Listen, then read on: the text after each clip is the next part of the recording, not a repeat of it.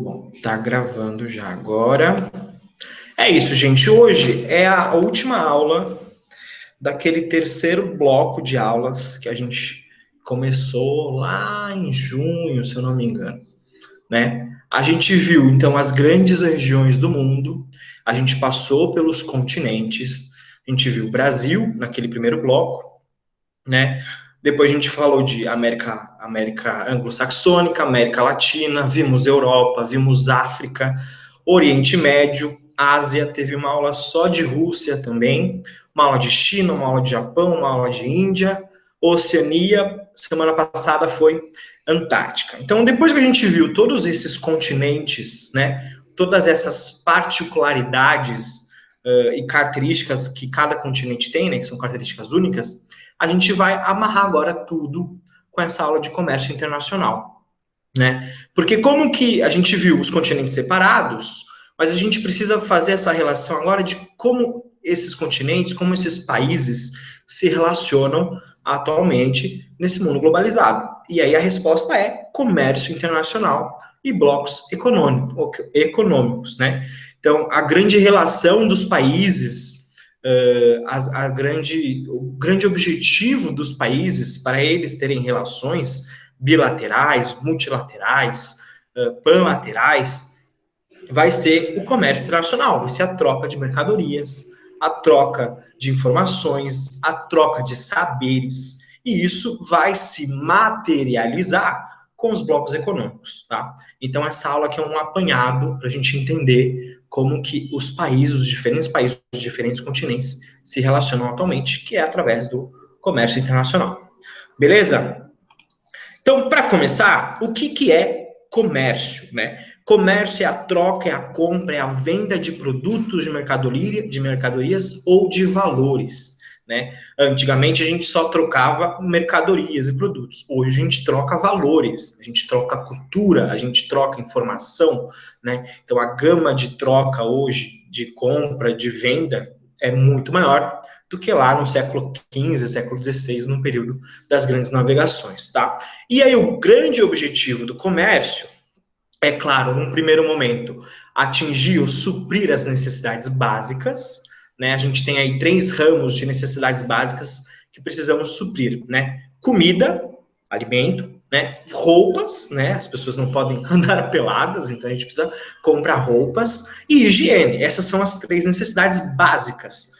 Comida, de compra de produtos, comida, roupa e higiene. Mas existem outros tantos produtos que não são básicos que a gente acaba comprando mesmo assim, né? Então, num primeiro momento, suprir as necessidades básicas. Num segundo momento, se for possível, e aí a gente está falando de capitalismo, né? Obter lucro através dessa compra, dessa venda, dessa troca, tá? Então, o grande objetivo aqui é a obtenção de lucro, e aí a gente vai falar de capitalismo, a gente vai falar dessa sociedade atual que visa o lucro, tá? Antes, as mercadorias eram trocadas uma com as outras, era o comércio direto, né? A gente pode voltar lá para o mercantilismo, Idade Média, os feudos, a troca de mercadorias por mercadorias. Hoje, com o surgimento da moeda, também que a moeda já não é tão nova, a moeda já é bem antiga. No Egito já existia moeda, né? Na Roma já existia moeda. Mas através do capitalismo, quando ele vira industrial, depois financeiro, primeiro na Revolução Industrial, depois pós-Segunda Guerra, a gente vai ter aí o papel mais forte ainda das moedas, principalmente do dólar, que vai virar essa moeda internacional. A gente vai falar disso mais para frente, tá? Então hoje a gente tem essa troca indireta. A gente não troca mais mercadoria por mercadoria, a gente troca uma moeda por mercadoria, né? Por isso que é indireta. E aí, com o fim do sistema feudal, como a gente está falando, do século XII, o comércio vai se expandir. A gente vai ter aí, num primeiro momento, as grandes navegações, depois a Revolução Industrial, depois as guerras, e aí pós-guerra, globalização. A gente vai ter aí várias etapas dessa expansão do comércio global. Beleza? Aliás, o surgimento das cidades, aí de novo, a gente já falou de cidades, e as cidades também não são um fenômeno recente, né? São muito antigas. No Egito Antigo, na Grécia, em Roma, já existiam grandes cidades.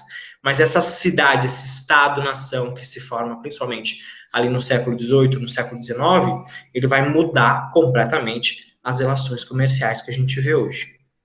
Beleza? Então, a expansão do comércio global começa no século XV, com as grandes navegações, a gente tinha as rotas comerciais, né, que iam para a África, depois para a Índia, as especiarias, que vai ser o primeiro momento de contato entre vários mercados consumidores, né, Índia, Europa, África e América, tá bom? As rotas mercantis, então, para a Ásia e para a América, vão fazer com que essa interligação se torne mais rápida, que a gente tenha contato com esses novos mercados. E aí, a partir da Revolução Industrial, metade do século XVIII, a gente também vai ter uma outra intensificação. E aqui a gente tem agora as inovações tecnológicas, né? Na produção, mas também nos transportes. É claro, no período da colonização, caravelas. Aqui na Revolução Industrial, a gente já começa com os navios a vapor, que demoravam semanas, meses, mas já eram mais rápidos. Então, a gente tem aí também uma revolução nos transportes que vai permitir com que essa troca seja ainda maior.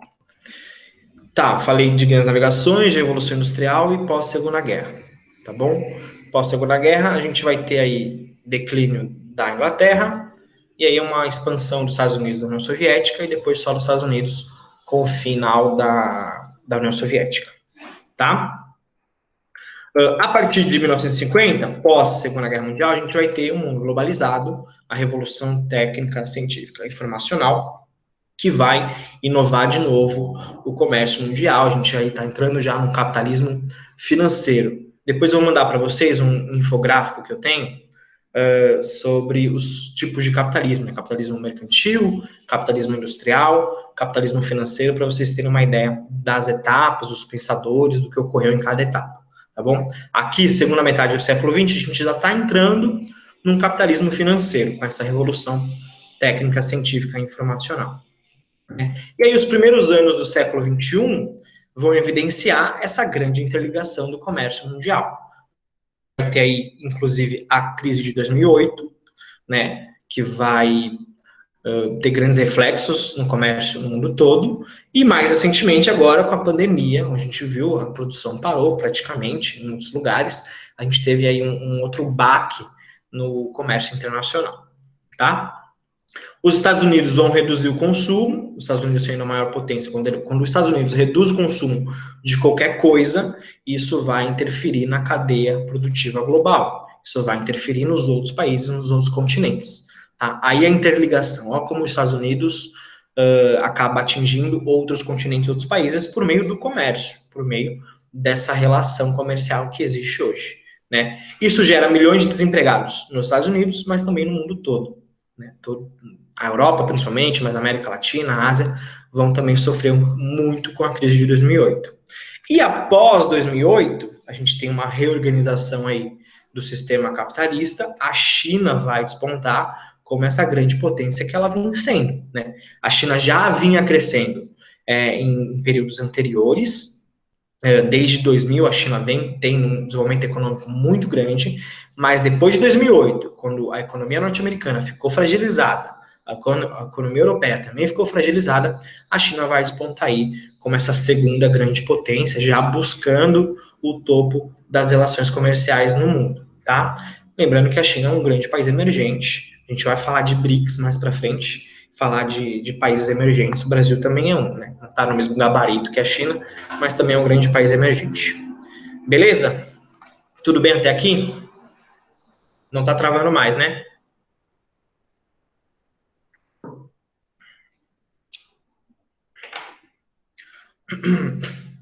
Então vamos lá. E aí, quais são os principais atores do comércio mundial hoje em dia, né? A gente tem essa divisão de países desenvolvidos, países em desenvolvimento. A gente também pode chamar de países centrais, né, que são os ricos desenvolvidos, e países periféricos em desenvolvimento, tá bom? Essa é a grande divisão do espaço geográfico mundial que a gente tem hoje, tá? Aí a gente vai falar de divisão internacional do trabalho, né? A gente tem um tipo de trabalho desenvolvido nos países ricos, um outro tipo de trabalho desenvolvido nos países pobres ou em desenvolvimento, tá? E essa divisão, ela está dada, ela está posta. É essa divisão que faz com que as relações comerciais existam. Tem uns que podem mais, uns que podem menos, certo? Daí a gente tem os países emergentes, que estão no meio termo, como China, Brasil, Rússia, Turquia também é um grande país emergente, a própria Índia, né? Que os países emergentes, como Brasil e China, vamos pegar os dois, que são mais próximos, Brasil e China, eles produzem tantos produtos primários, agropecuários, frutas, legumes, commodities, né? Mas também produzem alguns produtos industriais, né? Antigamente, no período da Revolução Industrial, por exemplo, né, os países ricos produziam produtos industriais, os países pobres produtos agropecuários. Hoje, essa divisão ela está um pouco ultrapassada. O Brasil, por exemplo, produz tantos produtos agropecuários, mas também produz alguns produtos industriais. Por exemplo, o Brasil é um dos grandes mercados de automóveis na América Latina, né? O Brasil exporta automóvel para a Argentina, para a Bolívia, para o Paraguai. Então, o Brasil também consegue entrar em algumas áreas mais tecnológicas, assim, de produção mais tecnológica, embora o agronegócio hoje no Brasil seja o principal setor da economia. Já os países desenvolvidos, eles também produzem produtos primários, a exemplo da China, a China não é desenvolvida, desculpa, a exemplo dos Estados Unidos. Os Estados Unidos é o país que mais produz produtos primários, né? É o maior exportador de alimentos do mundo, dos Estados Unidos. Mas esses países ricos, desenvolvidos, eles têm uma coisinha que não existe no mundo subdesenvolvido, em desenvolvimento, que é a produção de tecnologia, né? Hoje, a produção de tecnologia, ela está nos países ricos, nos Estados Unidos, na Europa. A China vem tentando quebrar isso, né? Mas a China tem um investimento muito grande aí em educação, em pesquisa, em tecnologia. A gente está vendo aí a questão das vacinas, né? Eu acho que uma das vacinas importantes que estão aí no mercado hoje, ou em estudo, é a vacina chinesa, que aí tem todo o rolo aí com o Brasil, mas isso é outra aula, tá? Então, a China vem quebrando um pouco isso, mas os países desenvolvidos também produzem produtos primários. Os Estados Unidos, a Europa também tem uma produção agropecuária muito grande, mas é para o mercado interno, tá? Então, essa é a relação atual. Os dois produzem produtos agrícolas e produtos industriais. A diferença é que os países ricos têm a posse, têm o domínio da tecnologia e das inovações tecnológicas. Beleza? E aí um outro fator importante, um outro ator importante no comércio global é a revolução dos meios de transporte.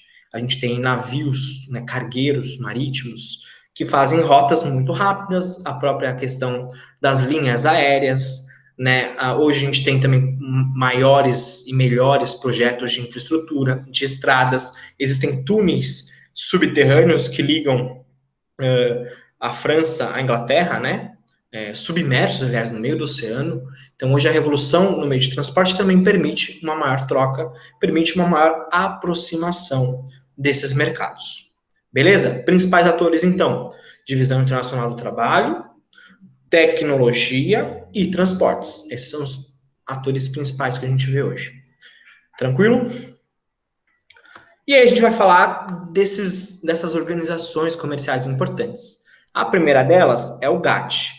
O GATT foi uma organização que surgiu ali no final do século, aliás, no começo do século XX.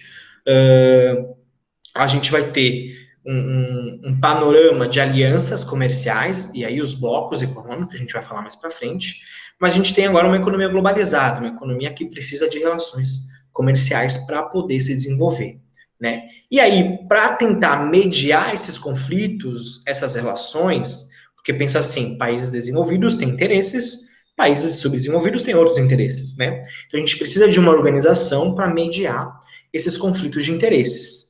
E aí vai surgir o GATT. O GATT é o Acordo Geral sobre Tarifas e Comércio. Ele foi fundado em 47 e ele vai regular normas que vão direcionar a prática do livre mercado. Aqui a gente está falando de capitalismo novamente, né? Então o GATT ele vai criar normas, criar regulações para direcionar esse livre mercado a partir principalmente da Segunda Guerra Mundial.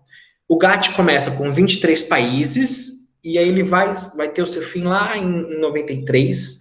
Na verdade, vai ser criado uma outra organização que vai dar lugar ao GATT, que é a OMC, né? Então, ele começou com 23 países, depois, o seu fim, ele tinha já 117 países. Vão ocorrer várias séries de acordos para tentar uniformizar as normas internacionais de comércio, que são conhecidas como rodadas. Então, toda vez que os países se reúnem numa reunião, a gente chama essa reunião de rodada. Uma rodada a gente vai discutir implementação de tarifas comerciais na Ásia. Na outra rodada, a gente vai discutir implantação de entrada de produtos nos Estados Unidos, né? Então, as rodadas, que são esses encontros aí dos países. As rodadas mais famosas do GATT. Rodada Kennedy, em 64, e vai até 67. Rodada Tóquio, de 73 a 79. A rodada Uruguai, de 86 a 93, né? O GATT, ele não vai conseguir, de certa forma, criar essas normas, essas regulações, né? Por isso que ele vai ser substituído, né? Mas em 95, aliás, algumas rodadas são importantes, e em 95 ele vai ser dissolvido e vai dar lugar à Organização Mundial do Comércio, tá? Essa questão, gente, aparece muito em vestibular, né? Qual que era o bloco anterior à OMC? Era o GATT, tá? Acordo Geral sobre Tarifas e Comércio. E aí, em 95, a gente tem a criação da OMC, Organização Mundial do Comércio. Hoje, a OMC está com sede na Suíça, são 164 países membros, e esses 164 países representam 98% de todo o comércio mundial, né? Aqui tem uma questão de organização da OMC, existem 4 níveis, uma conferência ministerial, os conselhos dentro dessa conferência, os comitês dentro dos conselhos, uma questão de hierarquia, tá? Mas o principal objetivo da OMC continua sendo o mesmo do GATT, né? Garantir a livre concorrência e abertura dos mercados, tudo alinhadinho ao sistema capitalista atual, tá? Um dos maiores desafios da OMC é combater o protecionismo extremo. Existem países, por exemplo, Estados Unidos, não gostam que muitos produtos entrem no seu mercado interno, né? Então, tem barreiras protecionistas que impedem a entrada de produtos estrangeiros, de produtos de outros países. A Europa também faz isso. Normalmente, os países ricos fazem isso, né? A grande questão aí da briga China e Estados Unidos é um pouco com barreiras comerciais dentro da OMC. Eles nunca entram num acordo, tá bom? Então, existe elevação de barreiras por parte de países para proteger, de certa forma, a sua produção nacional, né?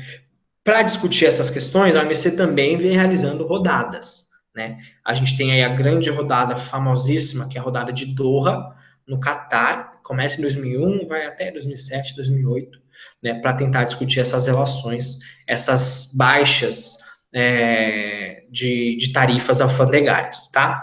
Em 2013, a OMC assina um tratado histórico lá em Bali, na Indonésia, que vai envolver a facilitação de acordos aduaneiros, né, tarifas alfandegárias de entrada de produtos nos países, entre os países membros, incluindo Cuba, né? Cuba, que tem um embargo econômico dos Estados Unidos, mas nesse contexto ela entra no acordo aqui da OMC, tá? A OMC, ela é muito criticada, aqui um adendo, pelos países subdesenvolvidos ou em desenvolvimento, né? A OMC, o Brasil, por exemplo, critica muito a OMC porque fala que ela favorece os países ricos, né? Porque é difícil mesmo, né? O país rico tem muito mais troca, ele consegue ter um poder de barganha muito maior do que os países em desenvolvimento, tá? Mas, inclusive, atualmente, o presidente da OMC é um brasileiro, né? Isso foi considerado uma grande vitória para os países em desenvolvimento, ter um presidente da OMC sul-americano, ou mesmo que vem desse eixo mais fraco, né, desse lado mais fraco das relações comerciais. Mas a OMC ela vem perdendo espaço dentro das discussões comerciais, né? Hoje a OMC ela tá murchando e a OCDE, que é outra organização aí de países ricos, vem ganhando mais destaque. Inclusive, tem uma questão aí do governo brasileiro, que o Brasil, não que saiu da OMC, mas o Brasil, ele, como é que fala? Ele comunicou à OMC que não queria mais ser tratado como um país especial, porque o Brasil tem essa condição por ser um país em desenvolvimento, e aí os Estados Unidos, né, o Trump, no caso, disse que ia garantir a entrada do país na OCDE. Isso nunca aconteceu, não sei se vai acontecer, porque o Trump também não foi reeleito agora. Essa questão aí da orientação direta com os Estados Unidos que a gente tem hoje com o governo brasileiro, né? Mas a OMC ela vem perdendo espaço, é isso que vocês têm que saber. Inclusive, nas provas já apareceram essa relação da menor importância da OMC como organização mundial hoje, tá? Então, o GATT, depois da OMC, o GATT criado em 47, a partir de 95 tem a OMC que vai dar lugar, que pega o lugar do GATT, tá? Uma outra coisinha que vocês precisam saber, Conferência de Bretton Woods.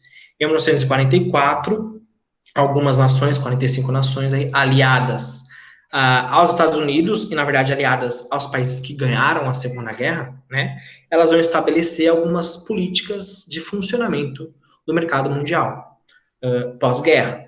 Então, as nações se reuniram em Bretton Woods, uma cidade nos Estados Unidos, para definir normas que regessem o comércio mundial a partir de agora. Os objetivos eram promover a cooperação econômica, facilitar o comércio bilateral ou internacional, padronizar algumas políticas cambiais de troca de mercadorias, construir um sistema financeiro mundial, multilateral, entre todos os países.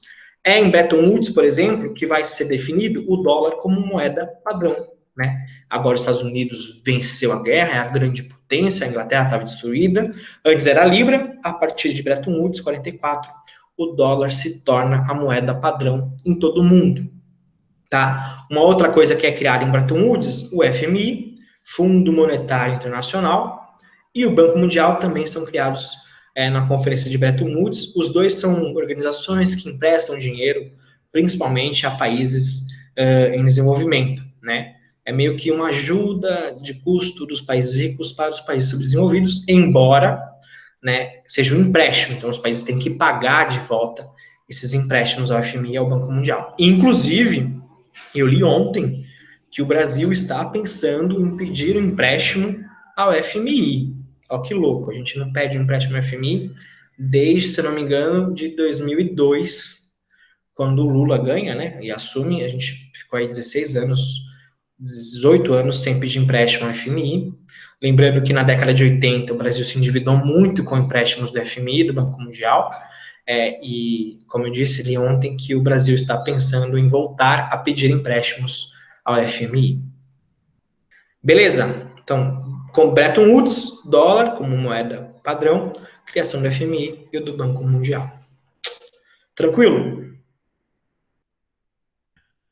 E aí, a gente tem essa relação hoje, que é muito louca, né? Entre o Estado, as nações e as grandes corporações, né, as grandes empresas. Hoje existem empresas que faturam mais do que países, né? Se a gente pegar aí a Amazon, o Google, Microsoft, o Facebook, o YouTube, essas empresas de tecnologia, elas têm faturamento muito maior do que o PIB de vários países, maiores do que o PIB do Brasil, maiores do que o PIB de países africanos, de alguns países da Europa também, por que não, né? Então, hoje, essa relação de poder ela é muito difusa. Os estados, as nações, os países são importantes, mas o interesse dessas empresas também são importantes, porque elas movimentam uma quantidade muito grande de renda, de dinheiro, tá? E aí as empresas multinacionais e transnacionais, elas vão criar um processo de desterritorialização, que é o que a gente chama de descentralização, né? Essas empresas, elas estão instaladas em várias partes do mundo. Hoje, a produção, ela é descentralizada. A gente compra produtos da China, produtos da Índia, produtos da Europa, produtos dos Estados Unidos. Hoje, tudo é produzido em todo lugar, né? E a gente tem algumas relações de poder, que são os monopólios e os oligopólios, né? Monopólios, quando uma empresa comanda todo o mercado, oligopólios quando algumas empresas comandam todo o mercado, tá? E a gente tem cartéis, as empresas se organizam para fixar um preço no produto, os trusts, quando há fusão de empresas, então, empresa de um setor se funde com a outra, formando uma mega empresa. A gente pode chamar de a Disney, que comprou várias empresas recentemente, né? É um trust hoje. Comprou a Fox, comprou a Marvel, comprou a AT&T, que é uma empresa de informação, de telecomunicação. A Disney está fazendo um grande monopólio, mas é um grande trust também, né? As holdings, que são compras de ações, então, empresas, por exemplo, a empresa do setor automobilístico vai lá e compra ações de uma empresa do setor agropecuário. Eu acabo comandando outras empresas de outros setores através da compra de ações na bolsa de valores, tá?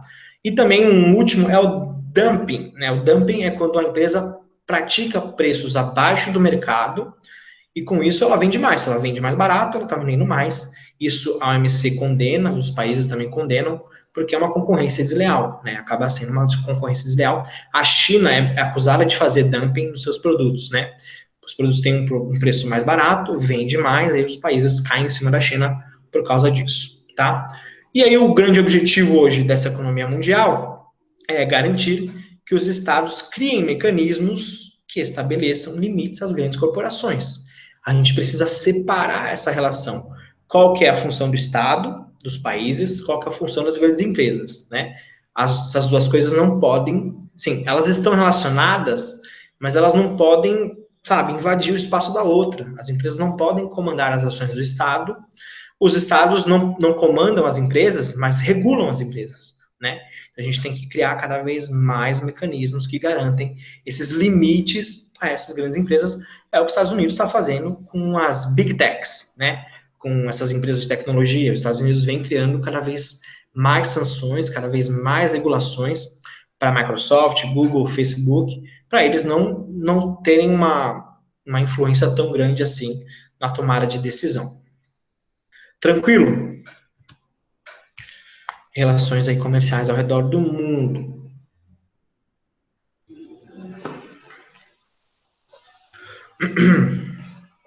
E aí, vamos falar de Brasil um pouquinho, tá? Relações comerciais brasileiras. O Brasil, até 1808, chegada da família real portuguesa, não podia ter indústrias no Brasil. Era o período aí da proibição, né? E aí, a partir da chegada da família real, a gente tem a abertura dos portos e a abertura de mais mercado, né? A partir da chegada da família real, a gente tem indústrias também chegando ao Brasil, indústrias ainda sem tecnologia, claro, manufaturas, mas a gente tem aí uma pequena abertura econômica, tá? O Brasil já chegou a ser a quinta economia maior do mundo, hoje é a nona, inclusive já tem estimativas de que a gente vai ficar abaixo de 10, né, abaixo da 10ª economia aí, com essa recessão por causa da pandemia. A OMC, como a gente viu, é responsável por diminuir essas burocracias e permitir uma maior livre competição no mercado. E o Brasil hoje é um grande país, né, consolidado no comércio multilateral entre vários países, principalmente a partir de 90, quando a gente tem uma abertura maior ainda econômica, né, com privatizações, a chegada desse neoliberalismo à América Latina, vamos dizer assim, né, e aí o Brasil vai adotar várias medidas neoliberais, capitalistas, como privatização, abertura da economia, derrubada de tarifas, para dinamizar um pouquinho a nossa economia, tá? Então, o Brasil começa a ter um desenvolvimento maior, principalmente ali na década de 90, começo dos anos 2000. Aqui eu trouxe alguns gráficos sobre exportações brasileiras, né? A gente vê no gráfico que são, em sua maioria, produtos primários. Mas existe um ou outro produtos industriais também. Então, ó, o maior produto de exportação é a soja. Depois, minério, óleos, açúcar, carne de frango, celulose. Aliás, o Brasil tem a maior empresa de celulose do mundo, né? Farelo e resíduos de soja, café. Café ainda é um grande produto de exportação brasileira. Automóveis, como eu disse, o Brasil é um grande mercado de produtor de automóveis na América Latina, do mundo. E carne bovina. Então, aí dentro dos... Tem quantos? 3, 6, tem 10. Dos 10, um só é de produção de tecnologia, que são os automóveis. Essas são as exportações brasileiras, tá? Aqui a gente tem os principais países, né, de destino das nossas exportações. A China é a maior parceira econômica do Brasil, depois os Estados Unidos, o segundo maior, mas a gente tem aí mais de 10% de diferença, né, entre Estados Unidos e China. Aqui na América do Sul, a Argentina é a grande parceira econômica do Brasil, depois Países Baixos, Holanda, Luxemburgo, né, e a Alemanha em quinto lugar. Então, a gente exporta muitos produtos primários, tá? Principalmente para a China, para os Estados Unidos. Para a Argentina, a gente exporta, como eu disse, muitos carros para a Argentina, tá? Essa aqui, exportações e importações. Ao mesmo modo que a gente exporta produtos primários, a gente vai importar mais produtos industrializados, né? Então, a gente tem aí importação de medicamentos, a gente importa muito remédio do mundo todo, partes e peças de automóveis, embora a gente tenha uma grande indústria automotiva, a gente importa várias peças de outros países. Compostos heterocíclicos e seus sais e sulfonaminas, né, indústria de produção química, óleos combustíveis, aí petróleo, que o Brasil também importa, óleos brutos, automóveis de passageiros, o Brasil importa ainda também alguns automóveis, circuitos integrados, eletrônicos, derivados de petróleo, inseticidas e circuitos impressos e outras partes para aparelhos de telefonia. Então, a maior parte dos produtos são produtos com alta tecnologia, são produtos que demandam alta tecnologia. Daí essa diferença da nossa balança comercial, né? O Brasil exporta produtos com baixo valor agregado, mas importa produtos com alto valor agregado. E quais são os países que a gente importa? A China, os Estados Unidos, a Alemanha, a Argentina e a Coreia do Sul, lá em quinto, tá? Aqui a gente não tem a diferença de China e Estados Unidos, a gente importa dos dois ao mesmo tempo, tá? E quase não, aí tá a mesma taxa, né? 23,8% das importações brasileiras vem da China e dos Estados Unidos cada, tá bom? Mas é aquela relação que eu disse, a gente exporta produtos primários e importa produtos industrializados. Tranquilo? Para fechar a aula, nessa última parte, a gente vai falar de blocos. Eu vou passar um pouquinho rápido sobre blocos, depois a gente revisa um pouquinho mais, né? Mas, como eu disse lá no comecinho, os blocos, eles vão materializar as relações comerciais. As relações comerciais acontecem com acordos comerciais. E hoje, o principal fórum de discussão desses acordos são os blocos econômicos, né? Então, a formação de blocos, a formação de mercados regionais entre os países vai integrar mais a economia, vai integrar mais a livre circulação, pode ser circulação de mercadorias, pode ser circulação de pessoas, pode ser circulação de capitais, né? A Europa, por exemplo, tem circulação dos três, o Mercosul também tem circulação dos três, embora não seja um mercado tão integrado assim como a União Europeia, né? Mas eu já falei isso para vocês, a gente pode entrar na Argentina, no Uruguai, no Paraguai apenas com RG, não precisa de passaporte, porque dentro do Mercosul isso é permitido, que são esses 4 países, né? Então há uma facilitação dessa integração de população, né? Desses fluxos populacionais, mas não como a União Europeia. A tendência de criação de blocos vai ocorrer depois da Guerra Fria, né? Então a gente acaba com um mundo polarizado, capitalismo e socialismo, agora só o capitalismo imperando no mundo, a China ainda não era essa grande potência, e aí os blocos vão se espalhar ao redor do mundo. O primeiro bloco econômico formado foi o Benelux. O Benelux reunia a Bélgica, a Holanda e Luxemburgo, um bloquinho que depois vai dar lugar à União Europeia, né? Os blocos econômicos eram tratados como um contraponto à globalização. Existem e existiram várias críticas aos blocos dizendo que eles iam contra o processo de globalização, porque eles iam segmentar as relações comerciais. Mas hoje a gente já enxerga o contrário. Os blocos econômicos, como eu disse, materializam essa globalização. Os blocos econômicos são, vamos dizer assim, o ápice dessa integração comercial, né, que a gente tem hoje entre diversos países, tá? Deixa eu fazer um adendo. Os Estados Unidos, principalmente no governo Trump, ele veio quebrando acordos de blocos econômicos e tentando comercializar bilateralmente, né? Os blocos têm um comércio multilateral, vários países. Eu escrevi errado aí, multilateral. Agora foi. Não, errado. Multilateral de vários países. Os Estados Unidos, nos últimos anos, veio fazendo, né, acordos bilaterais, né? Ou seja, os Estados Unidos pelo menos priorizou com Trump acordos mais, não menores, mas acordos com os países diretamente. Por que os Estados Unidos fez isso? Porque é os Estados Unidos. Os Estados Unidos podem comercializar sozinhos, porque são a maior economia do mundo. Outros países, como o Brasil, por exemplo, não conseguem fazer isso, porque a nossa economia é muito deficitária. A gente precisa se juntar com outros países para ter mais força, para ter mais poder de barganha. Aí um grande problema desse governo atual brasileiro, né?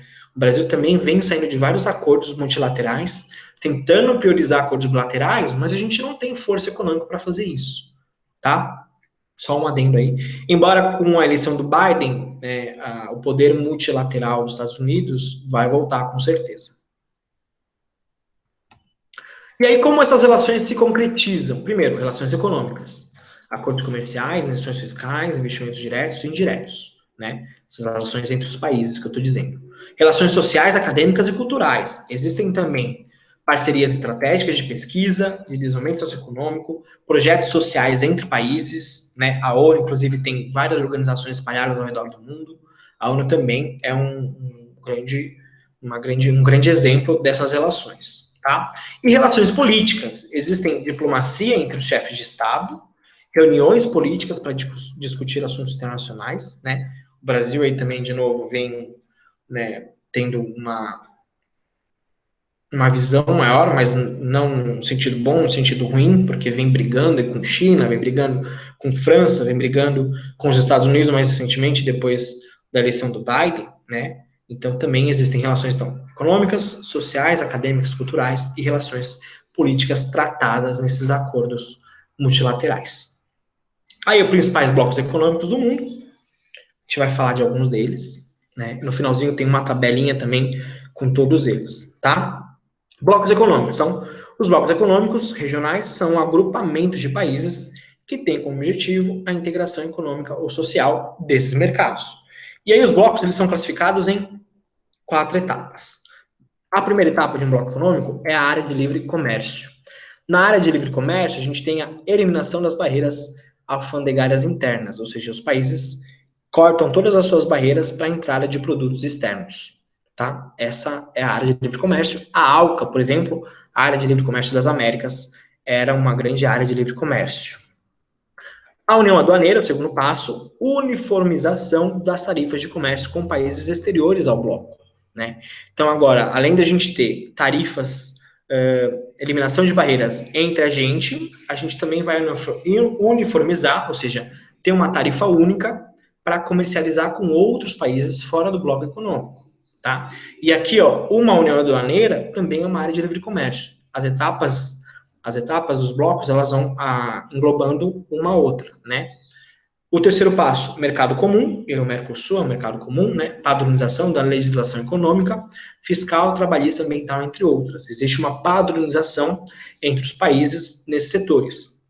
E aí, de novo, um mercado comum também é uma união aduaneira, que também é uma área de livre comércio. E aí, o último passo, uma união econômica e monetária, né? Hoje, o único bloco que é uma união econômica e monetária é a União Europeia. O que tem que ter nesse quarto passo? Estágio avançado de mercados comuns e ocorre a unificação das moedas, né? Na Europa, a gente tem o euro. Então, a partir do momento que se usa uma única moeda para todos os países do bloco, a gente tem União Econômica e Monetária. E aí, de novo, União Econômica e Monetária também é um mercado comum, que também é uma união aduaneira, que também é uma área de livre comércio, né? As etapas, elas vão se agrupando, beleza?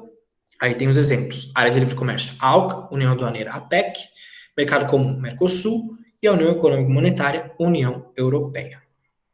Beleza? Isso aqui cai bastante em vestibular, hein? Essas etapas aí de blocos econômicos.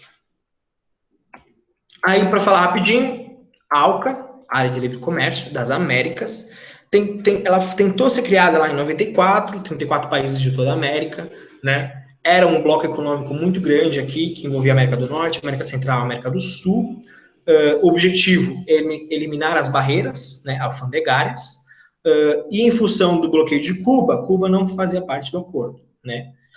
Claro que num bloco econômico nas Américas, os Estados Unidos vai ter um papel muito importante, por isso Cuba, que sofre embargo econômico, não vai participar. O projeto da ALCA, ele não vai acontecer, né? Ele vai ficar travado, principalmente o Brasil tem uma grande importância aí, porque não queria abrir o mercado para produtos americanos, os Estados Unidos também não queria abrir o mercado para produtos brasileiros, então a ALCA ela foi um grande projeto que não foi para frente, né? Seria uma grande área de livre comércio, mas não aconteceu, tá bom? O NAFTA, e aí aqui detalhe, porque o NAFTA ele deixou de existir esse ano, tá? O NAFTA era o Tratado Norte-Americano de Livre Comércio, reunia Estados Unidos, Canadá e México, América do Norte, né? Criado lá em 93, vai fazer frente à União Europeia, também tentar a unificar as tarifas, né? Mas em 2019, o Trump, como eu falei para vocês, ele vem quebrando vários acordos, ele quebrou vários acordos, né? O Trump decidiu criar acordos bilaterais, um com o México e um com o Canadá. E a partir disso, o NAFTA termina, o NAFTA acaba, então não existe mais NAFTA. Essa é uma questão que pode cair esse ano, viu, gente? O NAFTA não existe mais e deu lugar a UNSCA, que é, né, as siglas dos países, o S, United States, Estados Unidos, M de México, CA de Canadá, né? Então, hoje o NAFTA não existe mais, hoje o que existe é a UNSCA, que foi criada aqui no comecinho de 2020, né? Ele ocorreu de forma bilateral. Primeiro os Estados Unidos fechou um acordo com o México, depois os Estados Unidos fecham um acordo com o Canadá, e aí eles se juntam nesse novo acordo na UNSCA, que vai modernizar o NAFTA, né?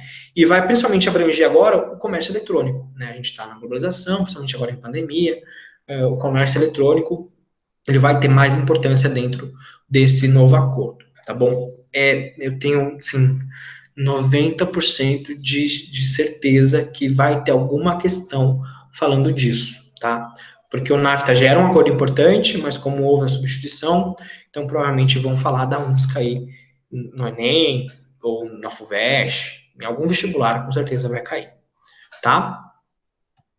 Mercosul, famosão aqui, né? Foi criado em 93, envolve Brasil, Argentina, Paraguai e Uruguai. Tem também a Venezuela, mas a Venezuela está suspensa porque existe uma cláusula uma cláusula democrática, né? Países que não cumprem objetivos democráticos acabam sendo suspensos do bloco. Então a Venezuela é um membro fundador do Mercosul, mas ela está suspensa hoje em dia. E existem outros países que são associados: Equador, Chile, Colômbia, Peru, Bolívia, são países associados, não fazem parte do bloco, mas participam das reuniões, né? Não tem poder de voto, mas participam das reuniões. Inclusive, a Nova Zelândia também é um país associado, né? É muito louco. A Nova Zelândia nem faz parte aqui do sul, né? Da América do Sul, mas faz parte com um membro associado. O Mercosul possui uma tarifa externa comum, que é aquela tarifa, o Mercosul é um mercado comum, então ele vai unificar as tarifas comerciais, né? É a TEX. Ela consiste na incidência de alíquotas de impostos sobre os produtos com movimentação comercial entre os países membros. Então, Argentina, Paraguai, Uruguai e Brasil têm a TEX, essa tarifa comum de exportação e de importação de produtos entre eles, tá? Mercosul, papel do Brasil no Mercosul. O Mercosul é vamos dizer assim, o quintal do Brasil, né? O Brasil, por ser a maior economia da América do Sul, ele vai acabar tendo uma importância muito grande dentro do Mercosul, né? 70% do PIB do Mercosul é do Brasil. Então, a área de influência, vamos dizer assim, né? O Brasil é o grande país imperialista dentro do Mercosul, porque ele acaba centralizando várias relações comerciais dentro do bloco, né? Inclusive, a Argentina, Uruguai e Paraguai, eles acabam acusando o Brasil mesmo de ter uma prática imperialista dentro do bloco. Mas aí a gente tem que entender, a maior economia vai acabar centralizando mesmo essas relações, tá bom? Então, o Mercosul é a área de influência política e econômica do Brasil aqui na América do Sul, tá? União Europeia, a gente já falou de União Europeia lá na Europa, 28 países, dinâmica econômica comercial, livre circulação de pessoas, isso é importante dentro da União Europeia, né? Você mora na Alemanha, pode ir para a Inglaterra, pode ir para a Espanha, pode ir para a França, com um passaporte europeu. Também existe uma unificação de instituições, Parlamento Europeu, deputados europeus, né? Que são eleitos e legislam dentro do parlamento, as normas, existem normas políticas, econômicas, de leis que valem para todos os países, além da moeda única, como a gente falou, do euro, tá? A grande questão aí desse último ano foi o acordo Mercosul-União Europeia, né? Um acordo que vinha desde a década de 90 para ser fechado, demorou 20 anos aí, e foi fechado no dia 28 de junho de 2019, lá em Bruxelas, numa conferência do G20, que é o grupo de 20 maiores economias do mundo, né? Esse é o segundo maior acordo comercial, só fica atrás de um acordo comercial que a União Europeia tem com o Japão, tá? Principais pontos do acordo. O acordo prevê a redução do protecionismo da União Europeia e do Mercosul. Então, as taxas vão cair para que produtos da América do Sul entrem na Europa, e as taxas vão cair para que produtos europeus entrem na América do Sul, né? 92% das exportações do Mercosul, 91% das exportações da Europa entrarão livres de tarifas da União Europeia e do Mercosul, respectivamente. Então, as taxas vão cair nos dois blocos, né? As tarifas, elas vão ser gradualmente removidas, né? Um prazo de 15 anos para as tarifas serem zeradas. Alguns produtos agrícolas terão suas tarifas eliminadas, como frutas, pescados, o café, ou seja, não vão ter tarifas de entrada. Outros produtos vão ter cotas, ou seja, por exemplo, a União Europeia só vai poder exportar tantas toneladas de etanol do Brasil, tá? Então, são cotas mínimas de importação desses produtos, assim como, sei lá, o Brasil vai poder importar apenas tantas toneladas de vinhos franceses, tá? Então, vão existir cotas também. No setor industrial, a Europa vai liberar 100% das tarifas em até 10 anos, então a alíquota vai cair em 10 anos. O Mercosul vai liberar 91% do comércio em linhas tarifárias. Então, também tem um prazo mínimo aí, 91% das tarifas também vão cair para a entrada de produtos europeus. O acordo também trata de questões de serviços, de compras governamentais, né? Às vezes o governo abre, né, para empresas prestarem serviços, então isso também vai ser permitido. Barreiras técnicas, medidas fitossanitárias. O grande problema aí da atualidade é que a Europa falou que não vai ter acordos com o Brasil, né, por causa das queimadas, então aí entra também uma questão de ambiental, né? Aliás, a União Europeia, ela obrigou que os países do Mercosul aderissem ao Acordo de Paris, senão não ia ter acordo do Mercosul. Essa é a grande polêmica aí com o governo brasileiro, devido às queimadas dos últimos anos, com a França, com a Alemanha principalmente. Beleza? Para fechar rapidinho, a APEC, que é uma organização da Ásia e do Pacífico, né? 21 países membros. A APEC tem sede em Singapura, envolve também relações comerciais, relações políticas, relações sociais também. A APEC, Cooperação Econômica da Ásia e do Pacífico. O BRICS, né? O BRICS não é um bloco econômico, o BRICS é um grupo, né? É um agrupamento de países.